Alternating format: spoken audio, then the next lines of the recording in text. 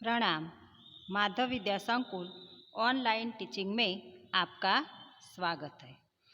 धोरण 5 हिंदी पाठ 7 खाना खजाना एमां आपणे लाइव लेक्चर में समझी चूक्या छीए, परंतु फरी एक बार रिविजन करी लईए। यहाँ इकाई 7 खाना खजाना चित्रपाठ है। इस चित्रपाठ में चित्र का पठन करना है और उसका वर्णन करना है। नीचे दिए गए अभ्यास के प्रश्नों में उत्तर भी चित्र देखकर ही हमें देना है। तो यहाँ पहले चित्र का निरीक्षण करेंगे, बाद में प्रश्नों की चर्चा करेंगे। चित्र देखिए। चित्र में पहले तो चित्र रसोई घर का है। यह चित्र रसोई घर का है। माता रसोई बना रही है।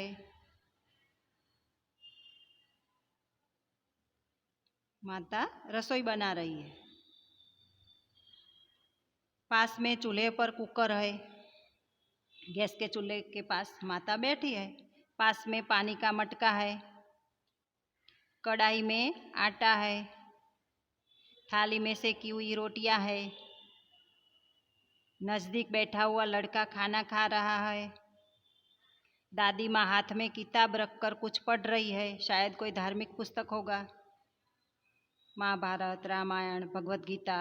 ठीक है। टोकरी में सब्जियां और फल है। यहाँ खाने में डिब्बे है। यहाँ डिब्बे है।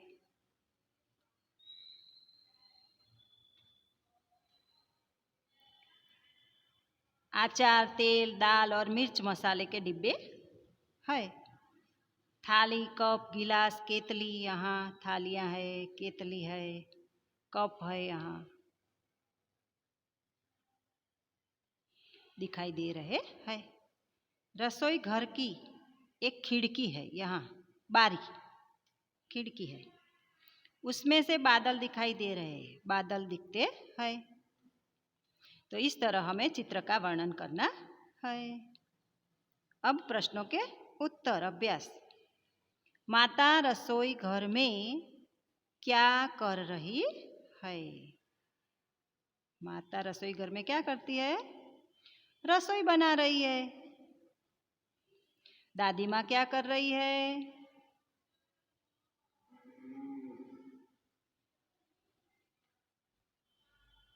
दादी माँ हाथ में पुस्तक लेकर कुछ पढ़ रही है। लड़का क्या कर रहा है? लड़का खाना खा रहा है। रसोई घर में कौन कौन से बर्तन हैं? रसोई घर में मटका, थालियाँ, डिब्बा, चम्मच, डलिया, जार, कुकर,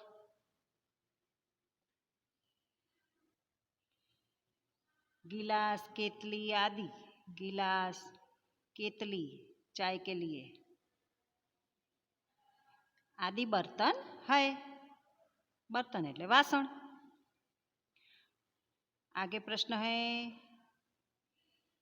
टोकरी में कौन सी सब्जियां और कौन से फल है? यहाँ टोकरी में फल और सब्जियों का वर्णन करना है। टोकरी में आलू, लौकी, भिंडी, फूल गोभी आदि सब्जियां और अंगूर, सेब ये फल है। अंगूर और सेब, सफरजन અને દ્રાક્ષ એ બંને ફળો છે। આલુ એટલે બટાકા, દૂધી, ભીંડા અને ફુલાવર શાકભાજી છે। आगे प्रश्न है,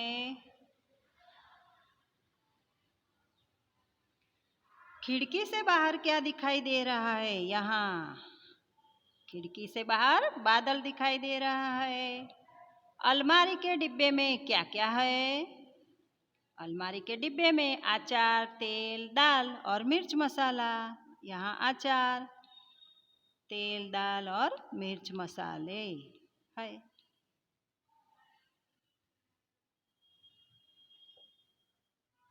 आपके रसोई घर में क्या क्या है?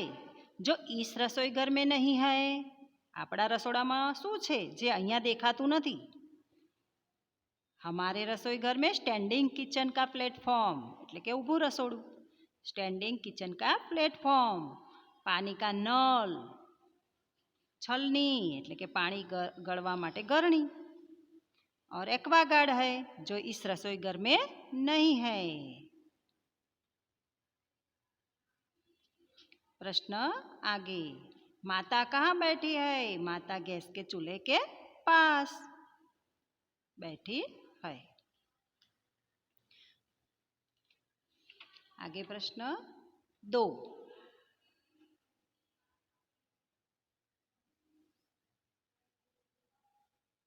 प्रश्न 2 है, चित्र पहचान कर नाम लिखिए और क्या पसंद है क्या नहीं उसके सामने सही या गलत निशान लगाइए। यहाँ किया है, क्या नहीं योग्य खाने में सही का निशान करो, ऐसा लिखा है यहाँ। तो चित्र, चीज का चित्र, तो प्रथम चित्र है नाम, करेला यहाँ लिखना है, करेला। सेब यहाँ लिखना है, आम यहाँ लिखना है, जलेबी यहाँ लिखना है, आइसक्रीम यहाँ लिखना है, चीज का नाम लिखना है। मजे से खाएंगे, खाना पड़ेगा, बिल्कुल नहीं खाएंगे। तो करेला खाना पड़ता है, मम्मी बनाती है तो खाना पड़ता है, लेकिन मजे से नहीं खाएंगे। सेब तो मजे से खाएंगे, यहाँ सही करना है, यहाँ योग्य स्थान में सही करना है।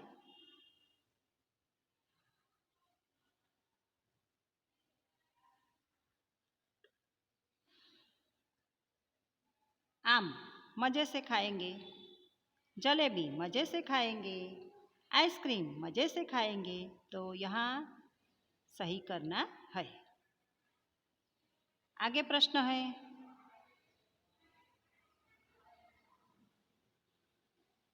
पढ़ो। तुमने अपने रसोई घर में माँ या पिताजी को खाना पकाते हुए देखा होगा, जरा बताओ तो कैसे बनता है? बेसन के पकोड़े कैसे बनते हैं? तो तलकर बनाते हैं तेल में। गेहूं से रोटी सेक कर बनती है। दूध से चाय उबाल कर बनती है। ठीक है, तो बनाने की प्रक्रिया लिखना है। बेसन के पकोड़े तलकर, गेहूं से रोटी सेक कर, दूध से चाय उबाल कर बनती है। आगे चित्र दिया है, चित्र में माँ को खाना बनाते हुए दिखाया गया है। क्या खाना बनाना केवल माँ का ही काम है? नहीं, तो बताओ और कौन कौन खाना बना सकते हैं, ये लिखना है। आपको प्रश्न के उत्तर देना है। खाना बनाना केवल माँ का ही काम नहीं है, पिताजी, भाई, भाभी और बहन, दादी सब खाना बना सकते हैं। आगे प्रश्न है, नीचे दिए गए चित्र देखकर कहानी लिखिए। यहाँ चित्र दिए हैं, इसमें से हमें कहानी बनानी है। चित्र 1, 2, 3 और 4, चारों चित्र में से हमें कहानी बनानी है। तो चित्र देखो, यहाँ कमालपुर नामक एक गांव था, उसमें एक बूढ़ा किसान रहता था। यहाँ किसान रहता था, उनका नाम क्या? रामू चाचा था। रामू चाचा खेती करते थे। उनके 2 बेटे थे। वे दोनों आपस में झगड़ते रहते थे। रामू चाचा यह देखकर बहुत चिंतित थे। उन्होंने अपने बेटों को बहुत समझाया, पर उन पर इसका कोई असर नहीं हुआ। कहा कि आपस में मत झगड़ो, लेकिन दोनों बेटे माने नहीं। एक दिन रामू चाचा को इस समस्या का उपाय सूझा। उन्होंने अपने बेटों को बुलाया, दोनों बेटों को बुलाया। बड़े बेटे को लकड़ियों का एक गट्ठर लाने के लिए कहा। रामू चाचा ने दोनों को गट्ठर खोलकर एक एक लकड़ी तोड़ने के लिए दी। गट्ठर लाया और एक एक लकड़ी दी। दोनों लड़कों ने बड़ी आसानी से एक एक लकड़ी तोड़ डाली। देखो चित्र में। अब दोनों बेटों लकड़ियों का गट्ठर बारी बारी से तोड़ने को कहा। अब सारी समूह में लकड़ियों को तोड़ने के लिए कहा। चौथे चित्र में देखो, दोनों लड़कों ने खूब ताकत लगाई पर वे लकड़ियों का गट्ठर नहीं तोड़ सके।